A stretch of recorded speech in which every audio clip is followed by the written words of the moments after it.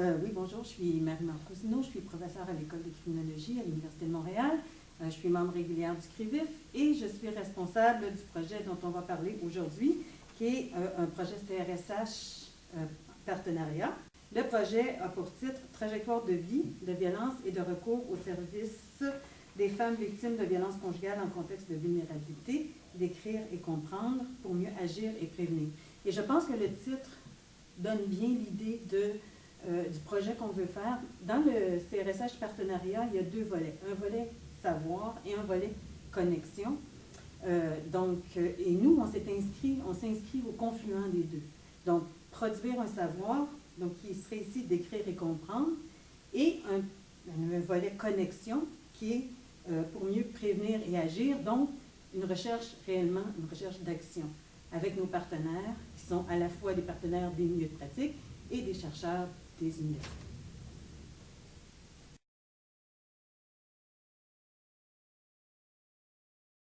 Donc, le projet CRSH Partenariat est un partenariat donc, entre les milieux de pratique et des chercheurs qui vont travailler ensemble à la compréhension de la problématique et éventuellement à l'élaboration de solutions. Initialement, donc, on a 10 partenaires. On a voulu aller chercher des partenaires qui étaient essentiellement des regroupements parce que ça allait nous ouvrir aussi éventuellement sur d'autres partenaires qu'on pourrait aller chercher plus spécifiquement, mais qui sont associés à ces regroupements.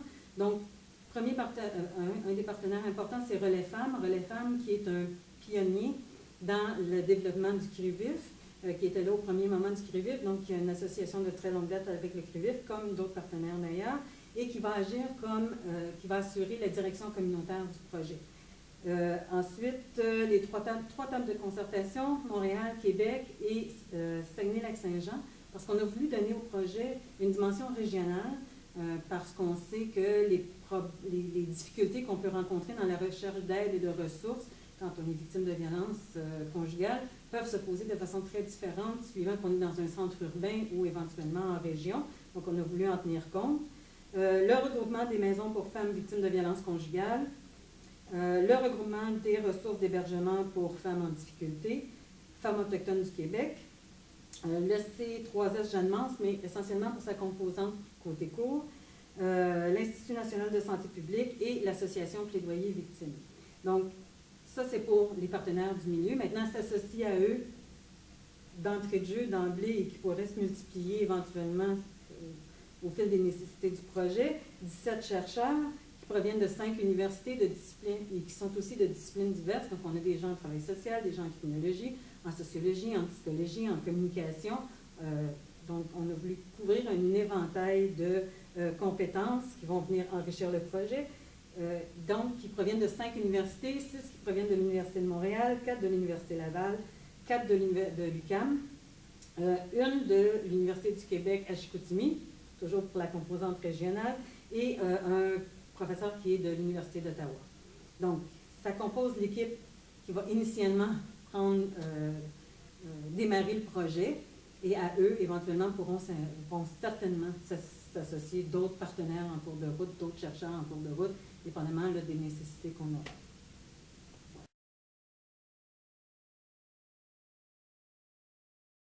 Parce que la beauté de ce projet-là, au-delà du montant qui nous a été octroyé, c'est que c'est un projet qui va s'échelonner sur 7 ans.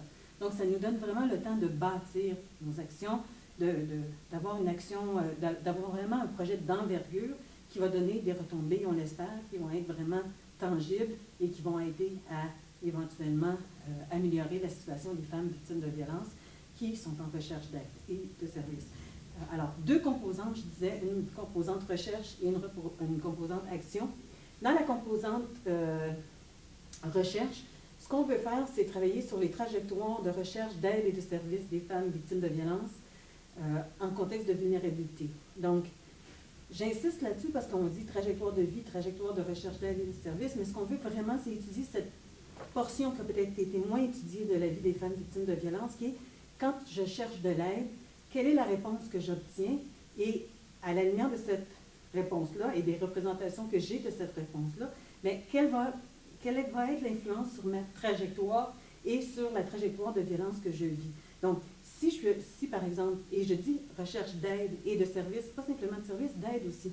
Si je m'adresse à ma famille, par exemple, et que j'essaie de me confier et de dire je vis de la violence de la part de mon conjoint, quelle réponse je vais avoir? Si j'ai une réponse qui dit ben voyons donc, c'est un bon gars, je comprends pas, t'en as jamais parlé avant, là je vais peut-être me replier et dire bon, ben, ça vaut pas la peine que j'en parle, on comprend pas. Si par contre j'ai une réponse positive, puis qu'on me dit écoute, non, il faut prendre des ressources, viens, je vais t'appuyer, viens, on va aller chercher de l'aide ensemble, ça peut influencer ma trajectoire d'une autre façon. Même chose pour les services. Si je reçois une réponse positive, si je suis bien accueillie, si je suis accueillie, je pense, mais ça c'est une hypothèse personnellement et que je ressens que je vais vraiment avoir de l'aide, à ce moment-là, je vais faire confiance et je vais probablement aller plus loin. Si je fais appel, je tombe sur un répondeur, on me dit ben, vous pouvez rappeler ou appeler tel numéro, ben, je deviens un numéro, puis peut-être que je vais arrêter de chercher de l'aide parce que je ne trouve pas l'aide. Mais il y a aussi possiblement des besoins qu'on va vouloir qu'ils soient répondus par certains services qui ne peuvent pas nécessairement être répondus par ces services-là. Donc, on veut faire, la première partie de l'étude dont on parlait, c'est une recherche qui va se faire auprès des femmes qui vivent des trajectoires de violence ou qui ont vécu des trajectoires de violence et qui ont heureusement réussi à s'en sortir. On va avoir un volet aussi qui va interpeller les intervenants pour voir comment eux perçoivent ces trajectoires de recherche d'aide, où ils voient des cohérences, où ils voient des incohérences, où ils voient des concertations qui pourraient être améliorées, par exemple, où ils voient des femmes qui viennent chercher des services qui ne peuvent pas être donnés, mais qui pourraient être donnés ailleurs, puis comment on pourrait faire de bonnes références éventuellement. Donc ça, c'est un petit peu la partie référence. Cette partie-là devrait venir alimenter la partie plus connexion, donc la partie plus action de la recherche, qui va consister en deux principaux projets. Premier projet, constituer ce que j'appelle un mapping, une espèce de carte virtuelle des services qui sont offerts aux femmes victimes de violence en contexte de vulnérabilité, et plus spécialement essayer de voir, surtout pour ce qu'on va appeler des polyproblématiques, quelles sont les ressources qui sont aptes à répondre à ces femmes. Je pense par exemple à une femme migrante qui vit de la violence conjugale, mais qui a développé aussi un problème de toxicomanie. Bon, bien, qui est capable de répondre à cet ensemble de problèmes-là, d'avoir une espèce d'intervention holistique autour de cette femme-là. Donc ça, c'est notre premier bébé. Donc, aller rencontrer les différentes ressources, aller voir ce qu'ils font, et au-delà du pamphlet publicitaire qui dit « bon, nous recevons », etc., bien, voir dans l'action comment se font les références, quelles sont les femmes qui leur sont référées, quand ils sont confrontés au fait qu'elles ne peuvent pas rendre les services qui sont demandés, comment peuvent se faire les connexions, qui est en connexion avec qui, de quelle façon, est-ce qu'il y a des dédoublements, possiblement, éventuellement, ou est-ce qu'il y a des trous de service, éventuellement, qu'on pourrait identifier. À ce moment-là, est-ce qu'il s'agit de réaménager certains services pour être capable de desservir des femmes qui, autrement, tomberaient un petit peu, comme on dirait, entre deux chaises, ou est-ce qu'il faut créer des nouvelles ressources parce qu'il y a vraiment des populations de femmes qui ne sont absolument pas desservies pour toutes sortes de raisons qu'on va tenter d'identifier aussi. Donc ça, c'est un premier projet. Deuxième gros projet, on va tenter de voir à tout le moins s'il est possible, parce qu'au Québec, on a une situation particulière qui fait que dans les situations de violence conjugale, 3 instances peuvent être appelées à agir. Donc, on a défini que la violence conjugale était un crime. C'est un crime, effectivement. Donc, ça peut être porté devant les instances, devant la sécurité publique, la justice. Donc, il peut y avoir judiciarisation de la violence. Et à ce moment-là, c'est la Cour pénale qui va avoir à se prononcer puis à trouver une solution au problème et qui pourrait être éventuellement des conditions imposées ou éventuellement l'incarcération même de l'agresseur. Il y a les instances civiles qui peuvent être appelées aussi à intervenir dans le cas où on déciderait, par exemple, de mettre fin à une union, soit par médiation, soit éventuellement par un divorce, soit de différentes façons. Et encore là, des conditions peuvent être imposées, des mesures peuvent être prises. Et finalement, il y a une troisième instance qui peut aussi être appelée à intervenir, qui est une troisième loi qui peut être appelée à intervenir, la loi de la protection de la jeunesse, quand il y a des enfants qui sont impliqués dans la situation parce qu'ils sont témoins de violences conjugales.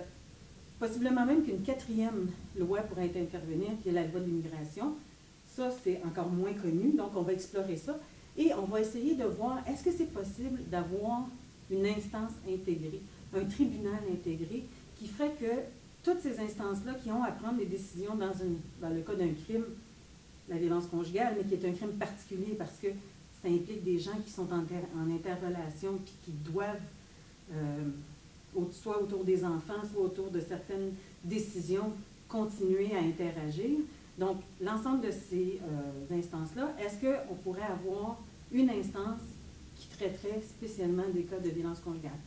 Ça, là, c'est vraiment au plan de l'exploration pour l'instant. On va voir, est-ce qu'il y a un besoin pour ça? On le pense. Est-ce qu'on peut penser que c'est faisable? À quelles conditions c'est faisable? Et comment, si on perçoit, en interrogeant les principaux acteurs qui pourraient être concernés, qu'il y a une possibilité, à ce moment-là, comment on peut mettre en place cette possibilité-là qui permettrait de traiter les cas de violence conjugale dans leur ensemble, finalement. Une des choses que je n'ai pas dit, mais qui est importante aussi, c'est qu'à travers tout ce processus-là, il va y avoir un processus d'évaluation du travail en partenariat, justement, parce que ce qu'on veut construire, c'est un réel partenariat. Déjà, le CRIVIF travaille en partenariat, mais on veut décrire quelles sont, justement, on en parlait, les embûches qui sont rencontrées dans le travail en partenariat. Peut-être la principale embûche, c'est ça, c'est le travail en partenariat, on pourrait le définir comme ça. Et donc, documenter ce processus de partenariat-là, comment on y parvient, comment on parvient à le solidifier, comment on parvient à y inclure un maximum d'acteurs qui sont concernés par la problématique, comment on peut arriver à une action commune au bout du compte. Donc, tout ça, à travers l'ensemble du processus de l'expérience, va être documenté. Donc ça, je pense que ça va être un apport aussi important, une retombée importante de bien concevoir. Il y a déjà plusieurs choses qui sont faites, mais dans ce cas-ci, particulièrement, comment s'est développé le partenariat et comment il s'est enrichi et comment il a abouti finalement dans 7 ans, qu'est-ce qu'on aura l'air comme équipe autour de la violence conjugale. Okay.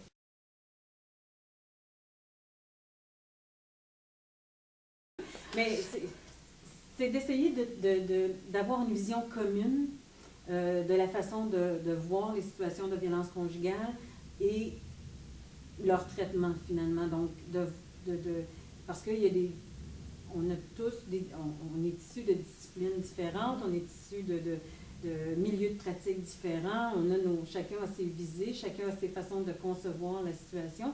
Donc, est-ce qu'on est capable d'arriver éventuellement à une espèce de langage, une vision et un langage commun qui fait qu'on pourrait travailler de concert, tout le monde ensemble?